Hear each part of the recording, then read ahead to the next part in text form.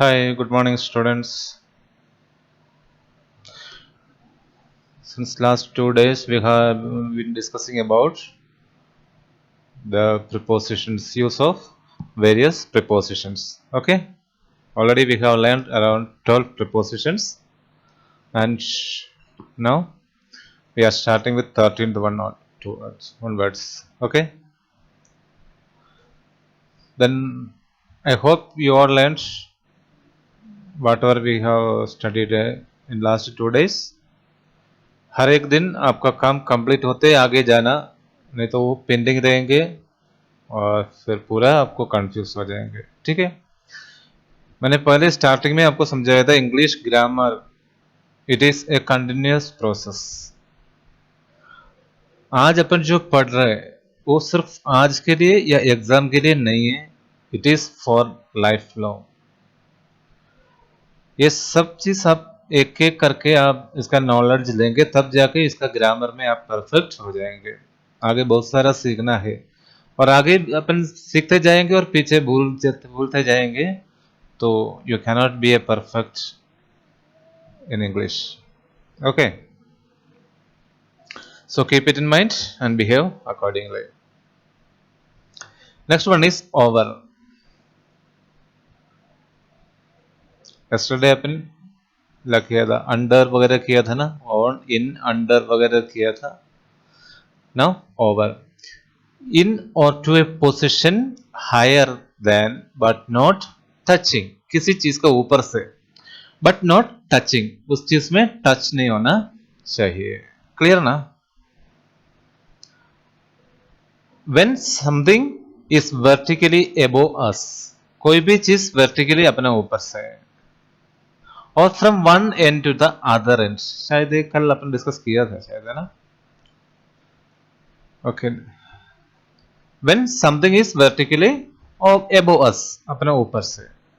ठीक है, the sky is over our heads अपन ने ऑलरेडी लर्न किया था. Sky is over our heads, so it is above us but not touching us. Right, अगर touching है तो अपन करेंगे ऑन बोलेंगे, ओवर नहीं बोलेंगे. राइट, और other one from one end to other end, एक एंड से दूसरा एंड तक. Right, there was a bridge over the bridge, bridge over the, there was a bridge over the river, और river के एक तरफ से दूसरे तरफ के लिए एक ब्रिज है, एक पुल है, but it is not touching the river. Right, over above the river है. ठीक है, in that case we use over. ठीक है, when we doing the exercise we can learn it, understand it in details. Next one, through. Through वहां use होते हैं from one side to other side in a surrounded और collapsed place. Through किसी के अंदर से, है ना, एक साइड से दूसरे अंदर. थ्रू, है ना, एक इसका अंदर से मतलब अंदर से मतलब एक तरफ से अपन शुरू किया और दूसरे एंड की तरफ अपन को जाना है. In that case we use through. The train is moving through the tunnel. अपन को पता है जो टनल, टनल पता है ना, उस टनल के अंदर से जो गाड़ी वगैरह निकलते, ट्रेन वगैरह निकलते हैं ना, तो वो पासिंग थ्रू, एक जगह से वो दूसरा जगह पास हो रहे but within or under this covered surface, surrounded surface. Right, और the other option from the beginning to end, from the beginning to end, from starting to end कोई भी काम करते हैं.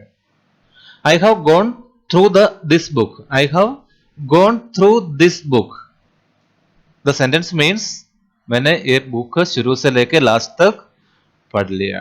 I have gone through this book का मतलब एक book का शुरू से लास्ट तक मैंने पढ़ लिया. ठीक है, in the sense of by, by means some work is done by, some work is done by others, है ना. in that case we use through. the work was done through him, the work was done through him, ये काम उससे करवाया गया। ठीक है, वहां थ्रू यूज करते हैं और from end, beginning to end, ये स्टार्टिंग से लेके लास्ट तक अपन ने कोई भी बुक्स चीज को देखा है या पढ़ा है उस दैट केस थ्रू यूज करते हैं। और from one side to from one side to the other in a surrounded और कोलैप्स्ड प्लेस, अंदर से अपन पार कर लिया, in that case we use through. The train is moving through the tunnel. अरे समझ में आ रहा है ना? ये हर एक चीज आप ध्यान से पढ़ना, एक बार पढ़ लिया फिर हमेशा के लिए काम आ जाए आगे। ओके, अगर ये अभी थरोली आप लर्न करोगे तो आपको एक्सरसाइज करते समय कोई तकलीफ नहीं आएंगे, आराम से वो एक्सरसाइज आप कंप्लीट कर सकते हैं। ठीक है, नेक्स्ट वन, इनटू।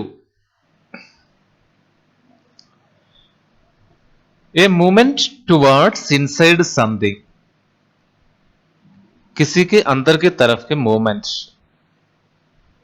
है ना। Let us go into the garden, अपन गार्डन में चलते हैं। Let us go into the, go to the means go to the garden बोल सकते हैं, लेकिन वो गार्डन के पास में है और गार्डन में एंटर होने जा रहे हैं, है ना। In that case we use let us go into the garden. ठीक है ना, वो सिचुएशन समझ में आ गया ना। मूवमेंट टुवर्ड्स इनसाइड समथिंग, किसी के अंदर अपन पहुंचते समय, पहुंचने के टाइम पे। ठीक है, in that case we use into, right. The second one, to express a conversion और चेंज, कोई भी चीज एक तरफ से दूसरा तरफ कन्वर्ट करते समय। ठीक है, example, translate this sentence into English. ये सेंटेंस दूसरा किसी लैंग्वेज में दे रखा है, उसको इंग्लिश में कन्वर्ट करना। ठीक है ना, translate this sentence into English. आए समझ में? टू एक्सप्रेस ए कन्वर्शन और चेंज, उसका रूप बदलना है, कोई भी चीज का है ना, कन्वर्शन करना या चेंज करना। तो ट्रांसलेट मीन्स क्या होता है, एक लैंग्वेज से दूसरा लैंग्वेज में बदलना है रूप। ठीक है ना, in that case we use into. Clear? Next one, under. It is opposite of over. Over का जस्ट ऑपोजिट, ओवर मीन्स ऊपर से, without touching the surface, right. और अंडर क्या है, below the surface of something, covered by or covered by something, without, below the surface. और over क्या होता है, एबोव द सरफेस, सरफेस के ऊपर से और सरफेस का नीचे।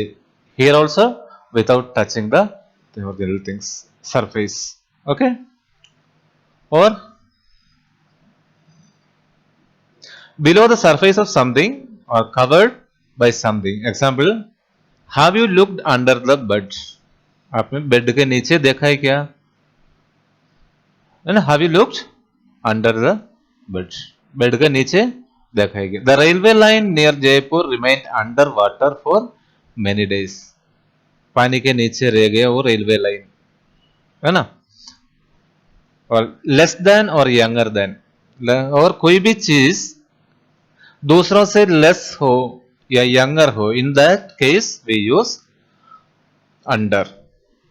She is under 40, she is under 40, इसका मतलब वो 40, उसका उम्र क्या है, 40 के नीचे है, जो नीचे, ये बताने के लिए कोई भी लेस देन 40 से कम है। ठीक है, और भी है इसमें, एक्सप्रेस ए पर्टिकुलर प्रोसेस, कोई भी प्रोसेस, काम चल रहे, ये बताने के लिए अपन अंडर यूज करते हैं। एग्जाम्पल देखिए, the road is under repair बोलते हैं। Under repair means the work is in process, not yet finished but started. ठीक है, कोई भी काम शुरू हो गया है but it is still in process, not finished. ठीक है ना, in that case we use under. Example देख लिया ना, the road is under repair, the building is under maintenance, the machine is under maintenance means वो अभी काम चल रहा है। ठीक है ना, कोई भी काम प्रोसेस में हो तो उसको अपन एक्सप्रेस करने के लिए अंडर यूज करते हैं। बिलो इन पोस्ट और स्टेटस।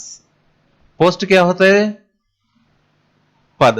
कोई भी लोगों का जो स्टेटस, उनका पोजीशन किसी का नीचे है तो उसको अंडर बोलते हैं ना। Many people work under him, है ना। और Ramesh is work under Ram, मतलब राम के नीचे काम करते हैं। आया समझ में? स्टेटस में हुआ राम अप साइड में और रमेश नीचे है, राइट। जो किसी का पोजीशन किसी के नीचे है ये दिखाने के लिए अपन अंडर यूज करते हैं। Clear? Next one, with. With का यूज अपन कभी बार यूज किया हुआ है ना। To express the cause of something as it happens. कोई भी चीज संभव होने का वजह, किस वजह से वो काम हुआ है, right. With the approach of the sunset it became chilly. Sunset होने के वजह से ये ठंडा होने लग गया, है ना। सर्दी होने लगा है। With the approach of sunset, sunset होने की वजह से, है ना। कि समथिंग, कॉज ऑफ समथिंग, किसी चीज होने का किसी कारण, in that case we use with, right. Second option है before the instruments, tools, means, weapons etcetera. कोई भी काम करने के लिए कोई भी वेपन्स, टूल्स, इंस्ट्रूमेंट्स वगैरह यूज करते हैं और इंस्ट्रूमेंट का या टूल्स का पहले अपन विथ यूज करते हैं, right. He killed the lion with a gun. एक बंदूक से वो लायन को मारा है, ठीक है ना। तो किससे मारा है? वो इंस्ट्रूमेंट, वेपन, टूल्स और मीन्स के वजह पहले अपन विथ लगाएंगे, राइट। इन द कंपनी और presence of somebody or something. In the presence of, in the company और presence of somebody or something, किसी के प्रेजेंस में। समझ में आ गया ना। अगर अपन बाजार जाते हैं, किसी के साथ जाते हैं, तो अपन बोलते हैं I go to the market with my friends, I went to the market with my friend, I went to hospital with my friends, है ना। तो कोई भी किसी साथ में, presence of somebody or something, ठीक है। She went there with her husband, वो उसके हस्बैंड के साथ वहां चला गया, किसी के साथ, किसी के साथ, तो वहां विथ अपन यूज करते हैं। क्लियर? और दूसरा है एक विद इन। विद इन जहां यूज करते हैं with in for a particular period of time. I will finish the work with in an hour. 1 घंटे के अंदर मैं ये काम कंप्लीट करूंगा, ठीक है। A particular period of time दे रहे हैं। I will complete the work within this month, I will finish my homework within this week. मतलब एक particular time, in this week, इस वीक के अंदर ही मैं पूरा काम कर लूंगा, ठीक है। मैं कभी भी करूंगा ऐसा नहीं है, within this week, right, before a particular period of time. हो गया ना। ये सब प्रिपोजिशन बहुत कंफ्यूज होने वाला है, इसलिए वो इसका सबका कॉन्सिक्वेंस, मतलब जो किस जगह में ये किस टाइम पे किस हिसाब से यूज करते हैं, ये सब ध्यान से पढ़ना जरूरी है, ठीक है। नेक्स्ट वन, फॉर और सिंस। ये दोनों साथ में पढ़ना, साथ में समझना। फॉर और सिंस। फॉर कहां कहां यूज करते हैं और सिंस कहां यूज करते हैं, मोस्ट इंपॉर्टेंट है। To express a destination, for use करते हैं। टू एक्सप्रेस एन ऑब्जेक्टिव, कोई डेस्टिनेशन में जाना है। I am going, I left for Mumbai, I left for Mumbai या he left for Mumbai, Mumbai के लिए निकल गया, है ना। जो कौन सा डेस्टिनेशन है वो डेस्टिनेशन से पहले अपन फॉर यूज करते हैं। To express an objective, I go for a walk, वो ऑब्जेक्टिव क्या है, walk. I go for a walk daily, मैं डेली वॉक के लिए जा रहा हूं, ठीक है, मैं डेली वॉक करते हैं। टू एक्सप्रेस रेट, किसी चीज का rate, price, I bought this pen for ₹5, for ₹5, किसी चीज का प्राइस या रेट, कॉस्ट या रेट बताने के लिए अपन फॉर यूज करते हैं, ठीक है। Next one, to show the length of time, length of time, है ना। I am going for abroad for a month, एक महीने के लिए, फॉर ए मंथ का मतलब एक महीने के लिए, I am going abroad for a month, length of time है, ठीक है। अब ये दोनों देखना, in the perfect continuous tense, in the perfect and perfect continuous tense, to show a period of time, perfect and perfect continuous tense में ये period of time show करने के लिए अपन फॉर यूज करते हैं, पीरियड ऑफ टाइम। और since में क्या है, पॉइंट ऑफ टाइम, एक पीरियड ऑफ टाइम और एक point of time, that is the difference. ये दोनों इसलिए मैंने बोला साथ में पढ़ने के लिए, ठीक है। अगर पॉइंट ऑफ टाइम है तो अपन, this is only for perfect and perfect continuous tense, ठीक है।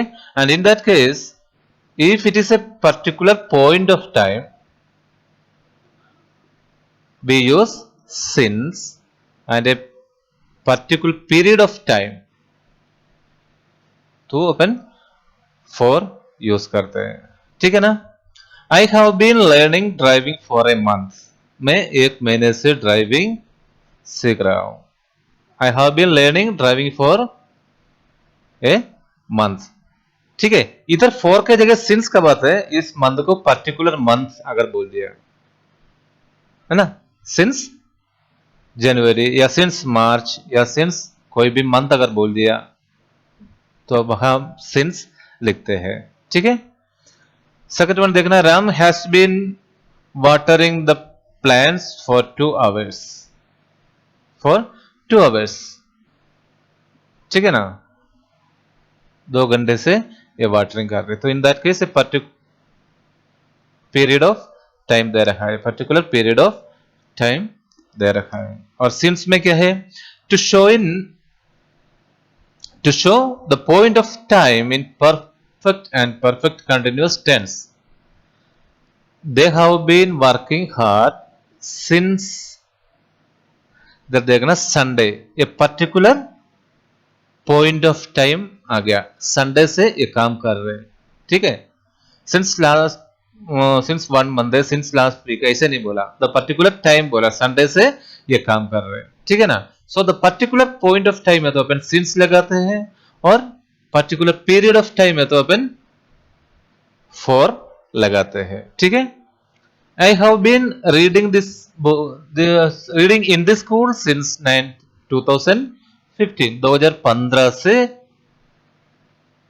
मैं स्कूल में पढ़ रहा हूं। अगर फॉर लास्ट 5 years बोल दिया, अगर working I have been reading in the school for last 5 years, for last 5 years, in that case we use for. But इधर 2015 clearly mention, particular point of time period mention किया है, इसलिए इधर अपन since लगाए हैं।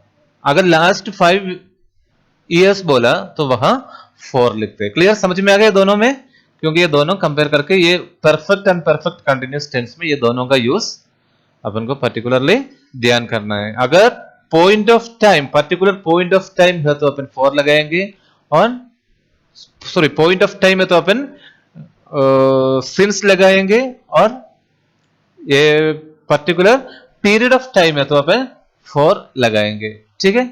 इधर आप since Monday, since birth, since 8 o'clock, since March, since December 15 2015, मतलब पूरा डिटेल्स में टाइम मेंशन किया। Since morning, since last week, है ना। और इधर फॉर 2 मिनट्स, कब से है ये नहीं बता रहे। फॉर मेनी डेज, और डेज का पर्टिकुलर पॉइंट नहीं दे रहे।